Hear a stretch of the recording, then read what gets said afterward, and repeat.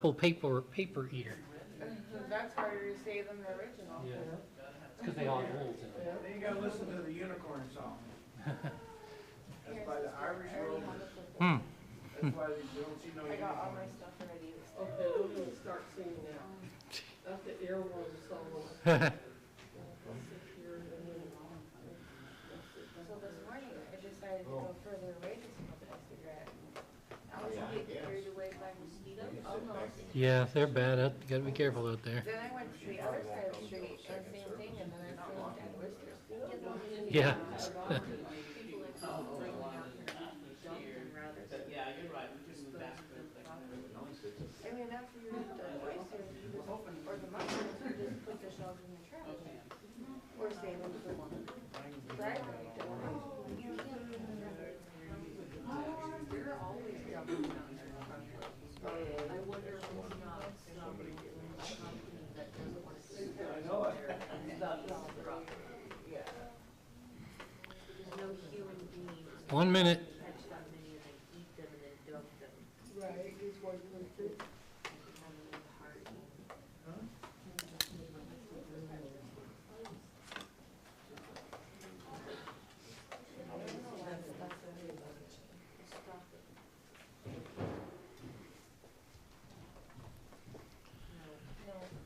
Put it up. Here, I need 25 pieces of gum. Let's start with prayer. Dear Lord, be with us this morning as we come to worship you and learn from your word. Help us to apply these truths to our hearts and our lives. In your name, amen. We're going to look at the Belgic Confession. We finished Article 37, which was the last one, last week. So what we're going to do now is we're going to look at the Belgic Confession, Article 1, but then I'm going to give a brief commentary on it. And for the next several weeks, we'll go through Article 1 and look at some of the truths behind it. So we'll try to do like a 5-minute summary each week, or commentary. So this is my commentary on Belgic Confession, Article 1. But first, we'll read it. It's on page 855 in your hymnal. 153 in the little book. Okay, 153 in the Forms and Prayers book. So Article 1, we all believe in our hearts and confess with our mouths that there is a single and simple spiritual being whom we call God, eternal, incomprehensible, invisible, unchangeable, infinite, almighty, completely wise, just, and good, and the overflowing source of all good. So today we're just going to take that first concept of God being a simple being. I've always found this kind of confusing because in English, when you say somebody's simple, you mean they're foolish or kind of ignorant or not educated or something like that. But that's not what the word simple means. Even though it sounds simple, the idea of the simplicity of God is not simple. And so our minds have a lot of difficulty with it. Author Matthew Barrett has a good definition. And on his Gospel Coalition website, here's how he defines the simplicity of God. Simplicity means God is not made up of parts. He is not composite or a compounded being. He is simple. All that is in God is God. Now, obviously, the concept of the Trinity makes this simplicity harder to understand because in fact, it's a mind-boggler. There are 3 persons in one essence, and that sounds divided. If you've got a Trinity, you've got 3 parts, right? Well, not exactly, not in the simplicity of God. What it means is that each member of the Trinity is identical. None of them are different. It's not like God the Father is the judge, and God the Son is the lover, and God the Holy Spirit is the teacher. That's not how it is. Every part of God is exactly the same. Another way he explains this is that you can't divide God's attributes in percentages. So you can't say God is 50% justice and 50% love. No, he is all justice and all love and all truth, etc. Matthew Barrett uses the church father Irenaeus to remember this idea as holy, holy, holy. But not H-O-L-Y, like the song we sing, holy. Holy, W-H-O-L-L-Y, whole, meaning he's whole. So God is whole, whole, whole. Each member of the Trinity is identical and whole, and the same as the others. He has the same essence and the same attributes. And each one is fully so. It's not just that they're similar to the others. You know how you can have identical twins, and the twins may be very similar, but they're still not identical in every personality quirk. They might look the same, but they're not the same. But in the case of God, all three members of the Trinity are exactly the same. And we have a hard time understanding that because in creation, nothing is simple in this way. We are all divided. We are all made up of parts. You know, we have cells and molecules and all that sort of thing. God is not made up of parts. He is a simple being. So he is his attributes. His attributes are not what makes him him. They are just him. So it's still hard to understand, and I don't pretend to understand it fully, but that's what the idea of the simplicity of God means, that he is not made up of parts. So next week, we will look at the idea of God being eternal. Now we will sing Psalm 128b, Bless the Man Who Fears Jehovah. We'll stand to sing Psalm 128b. I'll play a little of the stanza so we know the tune, and then we'll pick it up. Here's how it's going to go.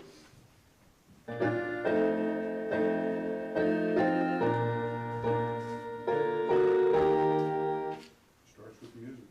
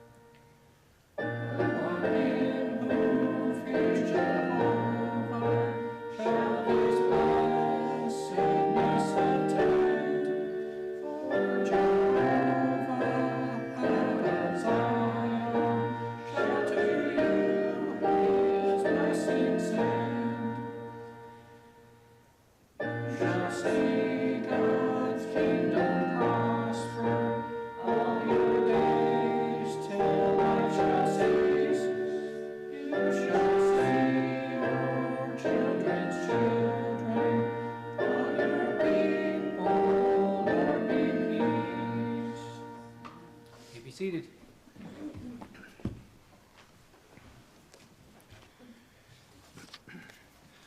Last week we studied Genesis chapter 30, verses 3 through 24.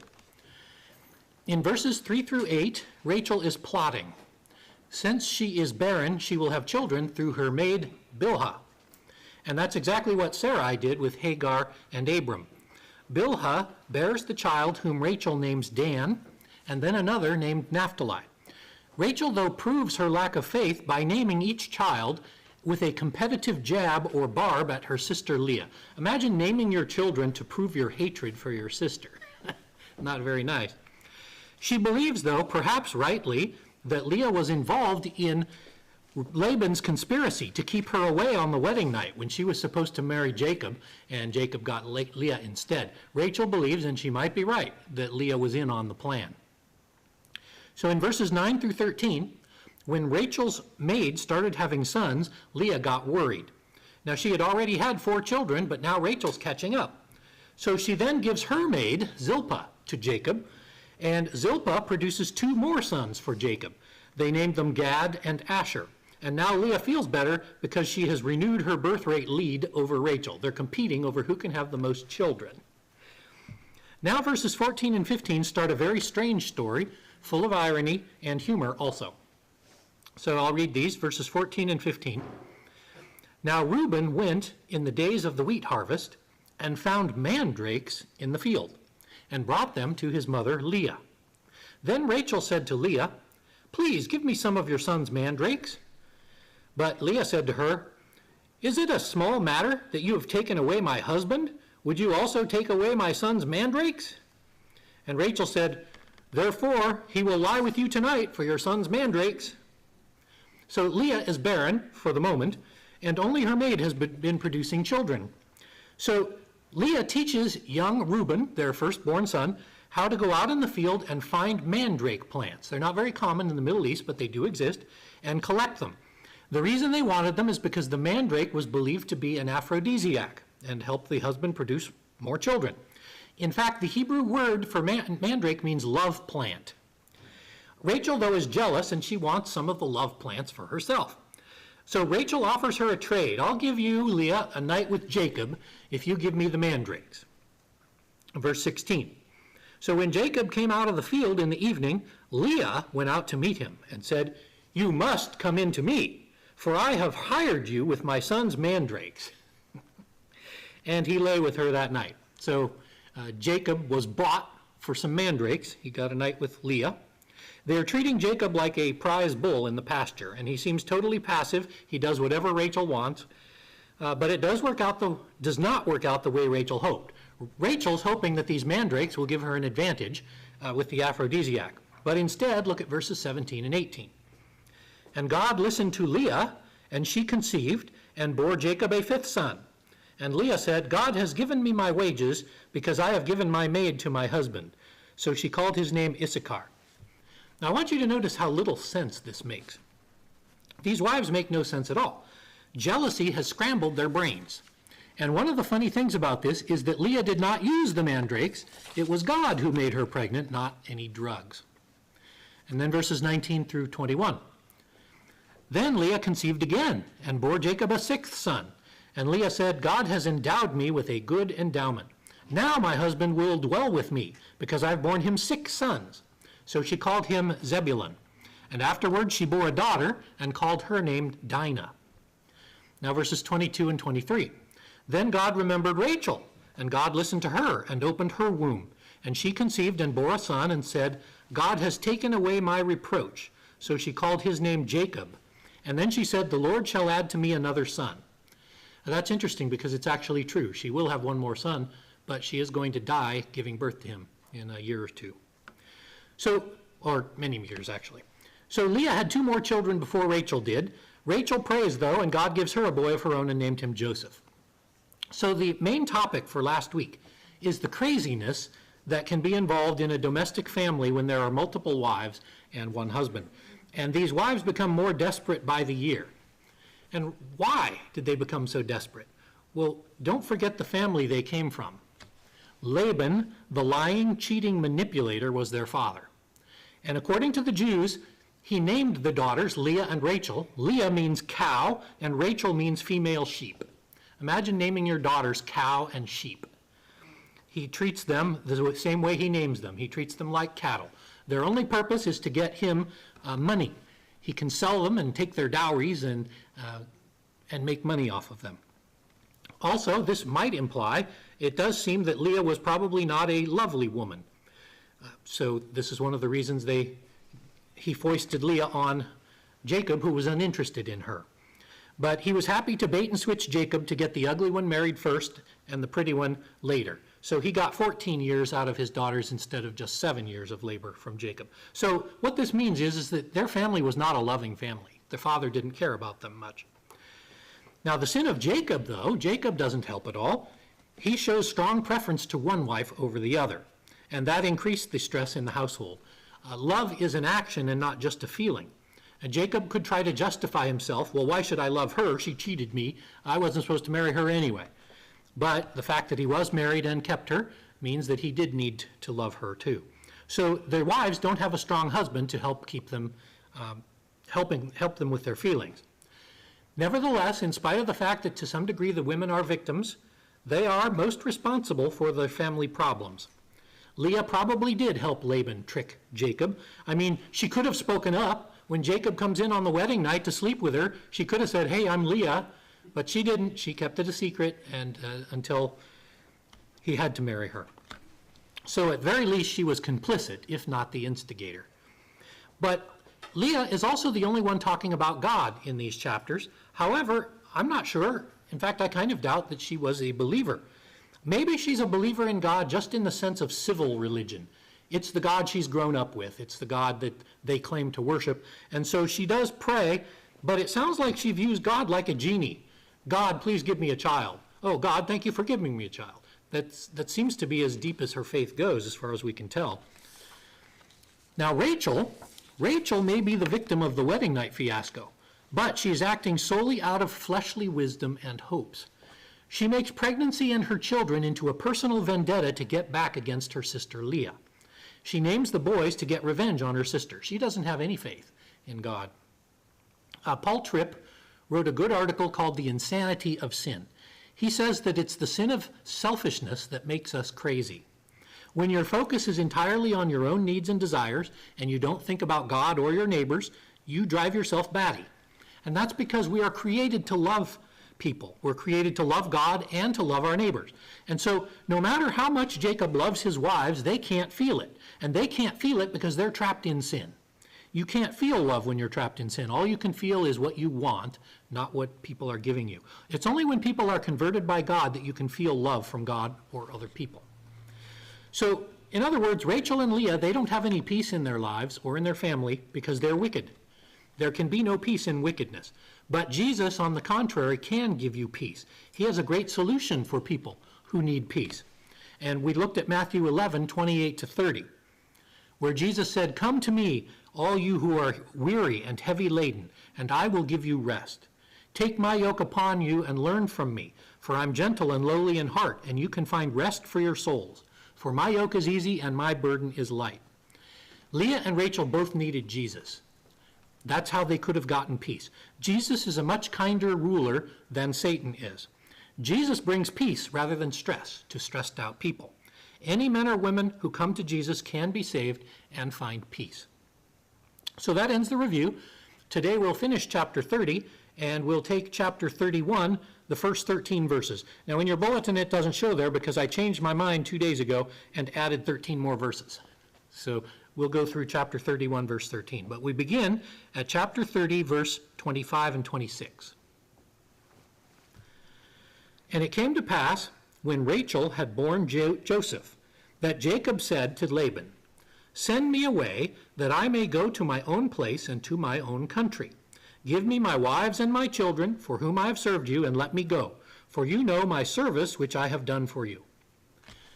Now what this means is that it's been at least 14 years. I suspect it might have been a little longer than 14, but his contract is over. He's got Rachel as a wife now, and Jacob tells Laban he's ready to go home to Judea. Now honestly, it sounds to me like Jacob is using this as a ploy. I don't think he really intends to go home now. He's using this to say, hey, my contract's up, it's time to make a new contract.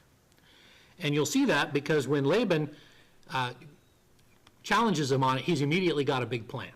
So Jacob is basically saying, I don't owe you any more work, my contract's up, I'll just be leaving now. See you later, Laban, bye. But Laban, and he had a right to do that, of course, Laban cheated Jacob out of 7 years of labor, and Jacob says, I'm done with all this. And now verses 27 and 28. "But Laban said to him, 'Please stay, if I have found favor in your eyes,' which he hasn't, 'for I have learned by experience that the Lord has blessed me for your sake.' Then he said, 'Name me your wages, and I will give it.'" So Uncle Laban recognizes that God has blessed his own flocks and herds and lands because Jacob was there. Now that implies perhaps that they were having better weather, the flocks were growing, the promised blessings of God on his people were happening, and it's obvious even to a creep like Laban that he's making money on this deal. So Laban says, I'd really like you to stay. I'll let you propose a new contract to stay here a while longer. So make me an offer, Jacob. What do you want? And now Jacob immediately has a response, which is why I think this was just a ploy. Verses 29 and 30. "So Jacob said to him, 'You know how I have served you, and how your livestock have been with me. For what you had before I came was little, and now it has increased to a great amount. The Lord has blessed you since my coming. And now, when shall I also provide for my own house?' So Jacob plays up this blessing that Laban has admitted, I've helped to make you rich, but I've got nothing. All I've got are my wives and my children. So when do I get some of this wealth? You're growing rich and I'm not. So verses 31 to 33. So Laban said, what shall I give you? And Jacob said, you shall not give me anything. If you will do this thing for me, I will again feed and keep your flocks. Let me pass through all your flocks today, removing from there all the speckled and spotted sheep, and all the brown ones among the lambs, and the spotted and speckled among the goats, and these shall be my wages. So my righteousness will answer for me in time to come. When the subject of my wages comes before you, every one that is not speckled and spotted among the goats, or brown among the lambs, will be considered stolen if it is with me. So Laban asks again, what is it you want? And Jacob says, I'll continue to care for your flocks if I can have some of them. You let me have the spotted and the speckled ones, all the ones that aren't solid colors will be mine.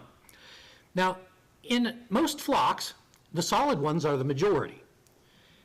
It's estimated that usually less than or around 10% of the goats and sheep of ancient times would have been speckled. So it's a pretty small percentage, 10%. Whereas the normal wage for a shepherd at that time was 20% of the take. So basically Jacob is saying, hey, I'll take only 10%, but because God's blessing me, I'll get plenty for this. And it'll also be easy at the end to distinguish my flock from yours.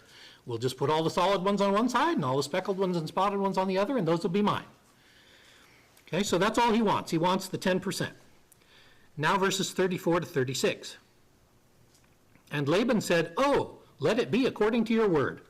So he removed that day all the male goats that were speckled and spotted, and all the female goats that were speckled and spotted, every one that had some white in it, and all the brown ones from the lambs, and he gave them to his sons.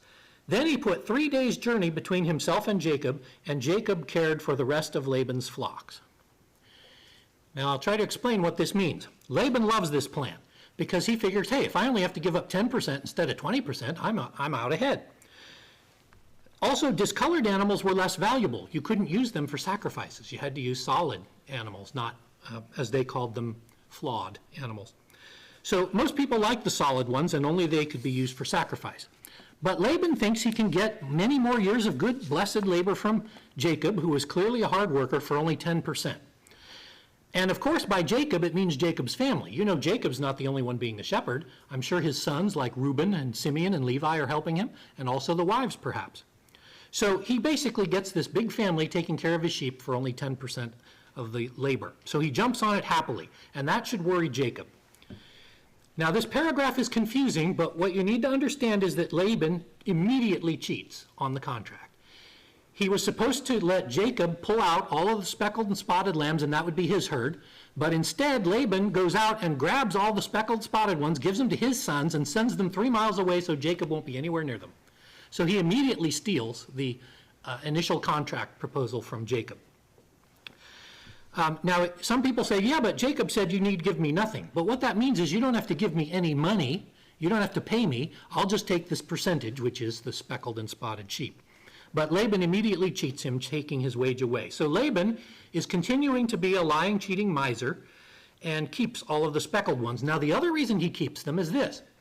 If you know genetics at all, or livestock, you're more likely to get speckled, spotted animals from speckled, spotted parents. So by Laban taking away all the speckled, spotted sheep, that means that all the solid sheep will only rarely produce speckled and spotted sheep. Whereas if Jacob had some speckled, spotted ones, he might get some more. So Laban is double cheating here. And Jacob is only getting a pittance wage. So now verses 37 to 42. So Jacob took for himself rods of green poplar and from the almond and chestnut trees, peeled white strips in them, and exposed the white which was in the rods. And the rods which he had peeled he set before the flocks in the gutters, in the watering troughs where the flocks came to drink, so that they should conceive when they came to drink. So the flocks conceived before the rods, and the flocks brought forth streaked, speckled, and spotted. Then Jacob separated the lambs and made the flocks face toward the streaked, and all the brown in the flock of Laban. And he put his own flocks by themselves and did not put them with Laban's flock. And it came to pass, whenever the stronger livestock conceived, Jacob placed the rods before the eyes of the livestock in the gutters, that they might conceive among the rods. But when the flocks were feeble, he did not put them in. So the feebler were Laban's, and the stronger were Jacob's. So now we come to some strange ancient ideas about genetic engineering, or at least breeding manipulations. Now humans, we have a long history of taking some animals and making them more useful. You can get more wool out of them, or you can make them bigger, or you can make them have more milk. There's all kinds of things you can do by genetic breeding for certain traits. And God planned that from the creation. This isn't something humanity invented. In the Garden of Eden, God made 3 kinds of animals. He made wild animals, creeping things, and cattle. And cattle are basically domestic animals meant to live with humans or be modified by humans.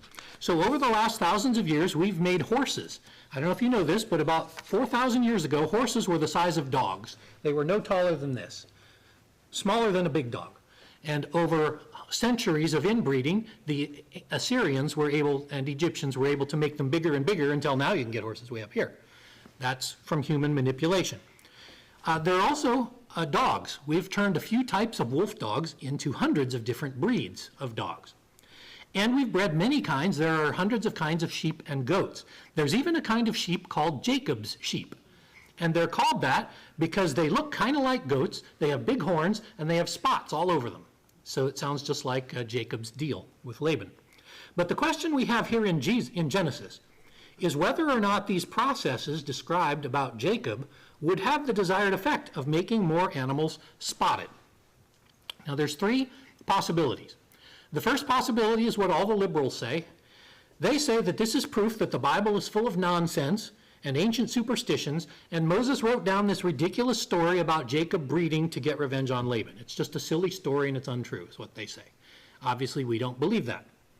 The second possibility is that the whole breeding thing among the tree branches is in fact ridiculous. But Jacob believed it, and God still blessed him, even though Jacob thought it was because he was putting plants in the water, but really God was blessing him even though he had no clue. Perhaps Jacob, another possibility, is that Jacob was just setting up props so that Laban's sons would have some idea why so many spotted sheep were appearing. Jacob's got some kind of magic going on over there. We don't understand it, but look, it must work. But the third possibility is that this is an accurate process that Jacob either knew himself or got from God. And that's what the website Answers in Genesis takes that view, and I tend to agree with it now, even though I didn't used to. The Answers in Genesis has a long article showing modern research that these kinds of trees, when you put this bark in their water, they have a 40 to 50% increased birth rate, and they're stronger and more healthy. So apparently there are vitamins and chemicals in tree bark, in certain kinds of tree bark, that help animals get stronger and breed more often. It's kind of an aphrodisiac, I suppose. Now, it's not a technique, though, for causing spotted babies. Okay, so even though they may become healthier and breed more, it doesn't give you spotted babies. But that's not really what the text says, is it? Here's what seems to be happening according to the Answers in Genesis site. Jacob put the peeled sticks in their watering troughs, and the flocks bred right near those troughs. But what is happening is that while the females drink water from the troughs, the males would come up behind them to mate. The lambs were put in front of the troughs to keep the female animals focused in front of them while the males came up behind and bred with them. And then it tells us that Jacob took the healthiest animals and sent them in to breed, and he kept the feebler animals away to not breed. So what's probably happening is that Jacob is watching, and whenever an animal produces spotted and streaked animals, she becomes a major breeding animal, and he puts her at the trough and lets the rams breed with her, so he gets more spotted animals. But it says he keeps Laban's flock separate. In other words, the solid ones don't get to breed. So all that Jacob is doing is practicing good genetic inbreeding, and he's also giving the animals special vitamins so that they breed more often. So that seems to be what's happening. So Jacob was taking better care of his flocks than he was of Laban's flocks. And there's also, I found another website online, a magazine called Nutritional Review, which is not a Christian magazine. And they talk about a gene called the agouti gene. If you don't know what an agouti is basically a fat groundhog.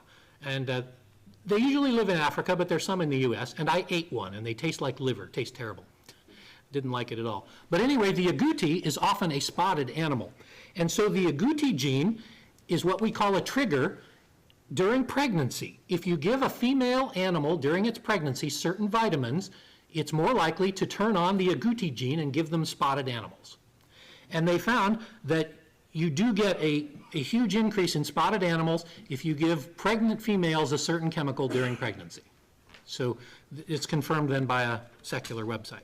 So what this means is that those verses do not mean that the animals were rubbing up against tree bark and suddenly getting spots. That's not what's happening. Remember that Hebrew only has a few thousand words in it. I think it's 2,000 to 3,000 words. And so they don't have all kinds of scientific terms. And so Moses is doing the best he can to explain what Jacob was up to, and it just isn't very clear to us. For a long time, I believed possibility two, that Jacob was just doing nonsense and God blessed him anyway. But I think the Genesis Answers in Genesis article seems a better solution. God is blessing Jacob, but Jacob is also doing something to promote that blessing. Now, whether God explained this to him or he figured it out himself, I don't know. But this does beg the question of whether Jacob was right to do this. Yes, Laban is a deceiver, and he's constantly trying to cheat Jacob. But is Jacob's new process righteous? It appears to be good for Jacob, but bad for Laban. In the first 14 years of Jacob's service, Laban's wealth grew dramatically, but now we will see that Laban's wealth diminishes rapidly and Jacob's grows rapidly. And you can see that in verse 43. Thus Jacob, the man, became exceedingly prosperous and had large flocks, female and male servants, and camels and donkeys. Now this verse is not just to tell you that Jacob's getting rich. It's also to remind you of Abraham. Because this verse is almost identical to Genesis 12:16, or maybe it's 16:12, I might have reversed it. This is about the Pharaoh. While Abram was in Egypt, Pharaoh treated Abram well for Sarai's sake. He had sheep, oxen, male donkeys, male and female servants, female donkeys, and camels. So in other words, what God is saying here, or Moses is saying, is that the same way God blessed Abraham, God is now blessing Jacob. That's the purpose of that verse. Now we go to Genesis chapter 31. We start with verses 1 and 2. Now Jacob heard the words of Laban's sons, saying, Jacob has taken away all that was our father's, and from what was our father's he has acquired all this wealth. And Jacob saw the countenance of Laban, and indeed it was not favorable toward him as before. Laban kind of liked Jacob before when he was getting rich off of him. But now that he's not getting rich off of Jacob, he's beginning to be very angry, and his countenance has changed. He's frowning or scowling at Jacob now. Verse 3, Then the Lord said to Jacob, Return to the land of your fathers and to your family, and I will be with you. It sounds like Jacob is worried because Laban's scowling at him now, and so he prays about it. And God says, yeah, it's time for you to leave, time for you to go home, I'll protect you. But God apparently says more than this, and you're going to see this possibly in the next several verses, because Jacob calls in his wives to explain why they're going home in verses 4 through 13. So Jacob sent and called Rachel and Leah to the field, to his flock, and said to them, I see your father's countenance, that it is not favorable toward me as before, but the God of my father has been with me. And you know that with all my might I have served your father. Yet your father has deceived me and changed my wages 10 times. But God did not allow him to hurt me. If he said this, the speckled shall be your wages, then all the flocks bore speckled. And then if he said this, the streaked shall be your wages, then all the flocks bore streaked. So God has taken away the livestock of your father and given them to me. And it happened at the time when the flocks conceived, I lifted my eyes and saw in a dream. Behold, the rams which leaped upon the flocks were streaked, speckled, and gray spotted. Then the angel of God spoke to me in a dream, saying, Jacob. And I said, Here I am.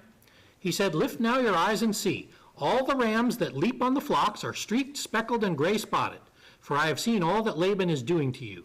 I am the God of Bethel, where you anointed the pillar, and where you made a vow to me. Now arise and get out of this land and return to the land of your family. So Jacob gives a long explanation to his wives about why it's time to go. Now Jacob says that Laban has changed his wages 10 times. Now not all of them are explained, but we can see a few of them.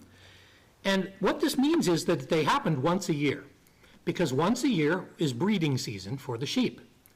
And so every year, here's what would happen. Laban would try to alter their deal. You see, one year Laban would say, well, I only agreed to you getting the spotted sheep. I didn't say anything about streaked sheep. So no, you can keep the spotted ones. And then lots of spotted ones are produced. And so the next year he's upset about that. And so he says, no, you only get the streaked ones. You can't have the spotted ones anymore. You can only have the streaked ones. So every year he changes his mind about which one Jacob gets. And then every time God makes more of that type to bless Jacob. Jacob even says that God did not allow Laban to hurt me. The implication is that if Laban could have gotten away with it, he would have done harm to Jacob. He wouldn't have cared if Jacob starved, possibly. Because that's also what he did to Leah and Rachel in their marriage agreement. He harmed them.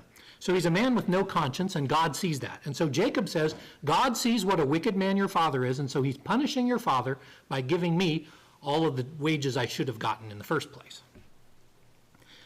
You know, when people fall under hard times and suffering, they often say God can't see it.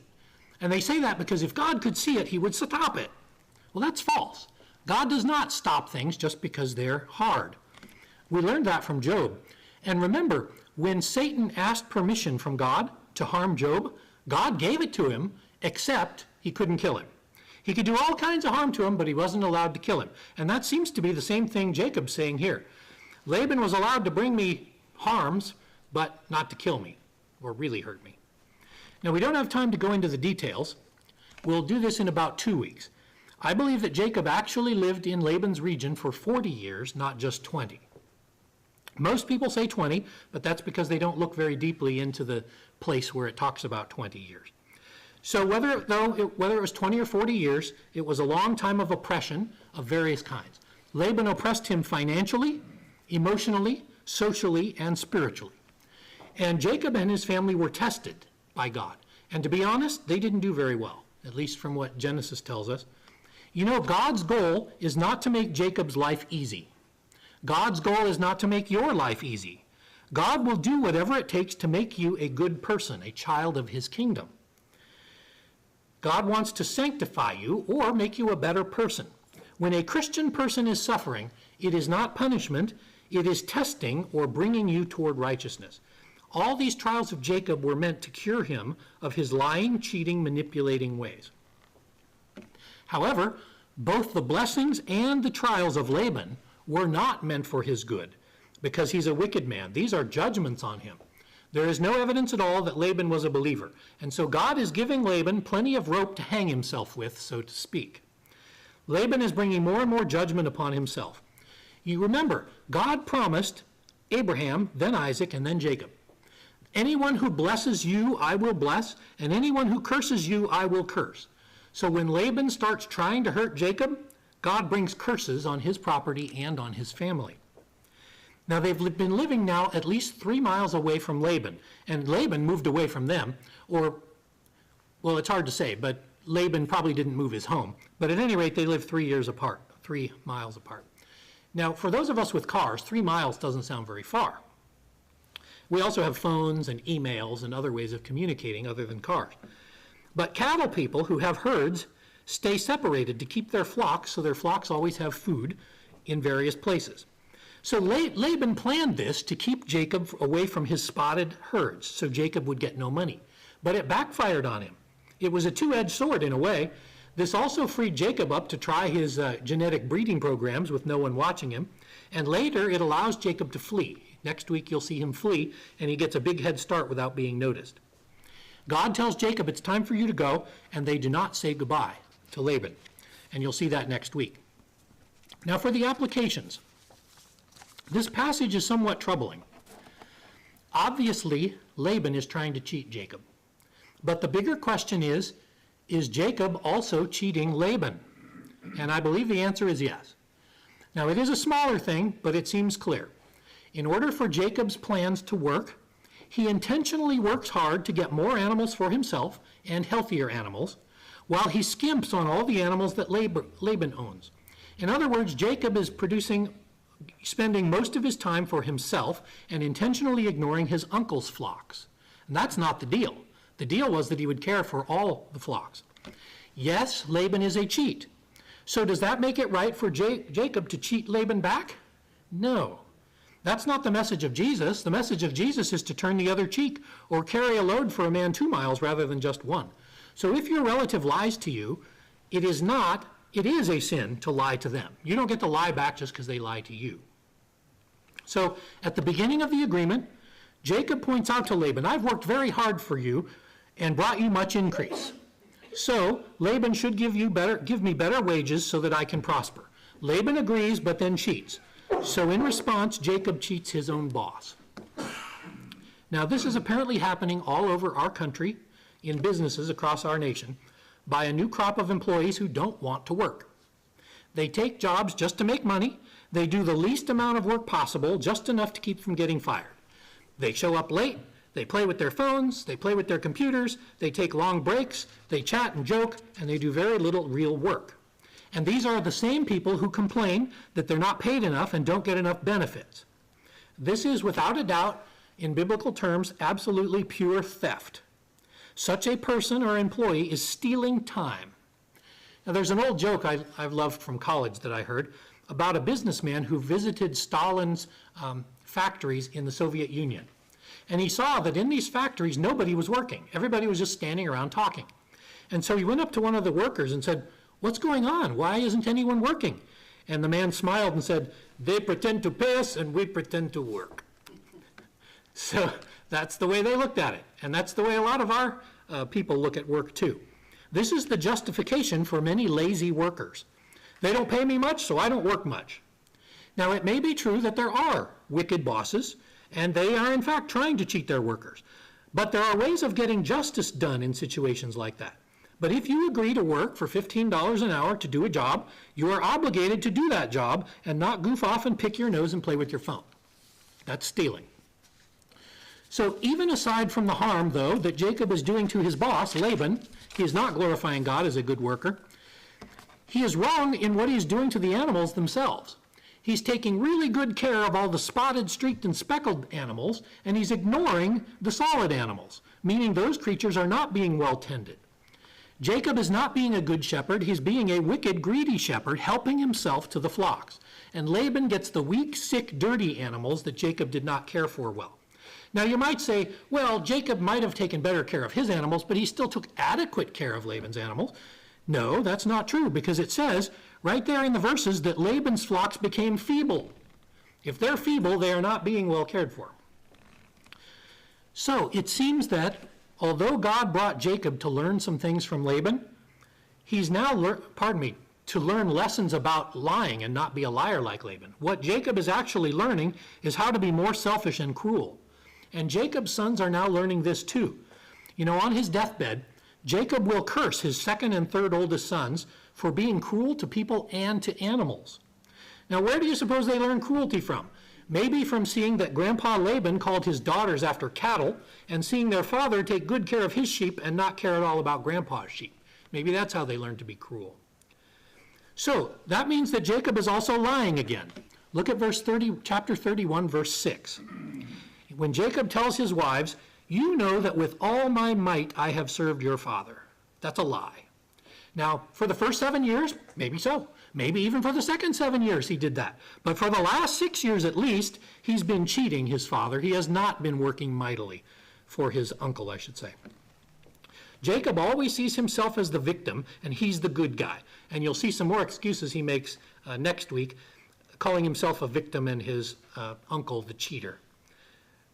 Jacob, in fact, is half victim and half thief himself. However, God does still have plans for Jacob, and God seems to recognize that Jacob has learned all he could here, and in fact, now he's starting to go back to his old ways. So it's time to get him out of this place and send him home. And that's where we'll start again next week. Do you have any questions about this message?